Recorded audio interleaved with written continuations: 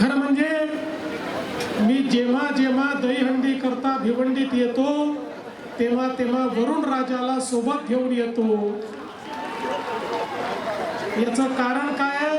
माझं नाव देवेंद्र आहे आणि देवेंद्र हा पाऊस घेऊन येत असतो। मला आज आमच्या पत्रकारांनी विचारलं की मुंबईपासून भिवंडी पर्यंत सगळीकडे प्रचंड मोठा पाऊस आहे, त्यामुळे दहीहंडीचं काय होणार? मी सांगितलं, अरे पावसामध्ये इतका दम नाही की आमच्या गोविंदांना तो थांबवू शकेल। आमच्या गोविंदांचा उत्साह हा प्रत्यक्ष प्रभू श्रीकृष्णाचा उत्साह आहे, त्यामुळे वरुण राजा देखील तो थांबवू शकत नाही। आणि भिवंडीमध्ये तोच उत्साह तुमच्यामध्ये मला पाहायला मिळतोय आणि म्हणून तुमचं मनापासून अभिनंदन करतो।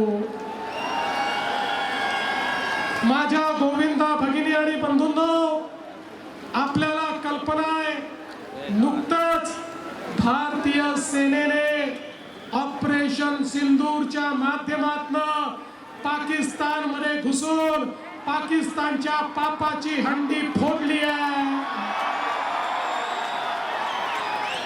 आणि आता मोदीजींच्या नेतृत्वात विकासाची हंडी उंच आणि उंच चाललेली आहे आणि विकासाचे मनोरे लावून त्या हंडीतलं लोणी हे शेवटच्या माणसापर्यंत घेऊन जाण्याचा निर्धार आपण सगळ्यांनी या ठिकाणी व्यक्त केला आहे। कपिल पाटीलजी, मागच्या काळातही या भिवंडीचं चित्र आपण बदललेलं आहे। मध्ये थोडा 2.5 वर्षाचा खंड पडला होता, पण आता काळजी करू नका, आता पुन्हा एकदा महेश राव चिंता करू नका, भिवंडीचं पूर्ण चित्र बदलण्याचं काम आपलं सरकार करून दाखवेल आणि भिवंडी एक आधुनिक शहर म्हणून या ठिकाणी तयार करण्याचं काम हे निश्चितपणे आम्ही करून दाखवू। तुम्ही गोविंदा पथकाचे मनोरे रचा, तुमच्या सोबत विकासाचे मनोरे आम्ही रचून दाखवू, हा विश्वास मी व्यक्त करतो। पुन्हा एकदा तुम्हाला मनापासून शुभेच्छा देतो।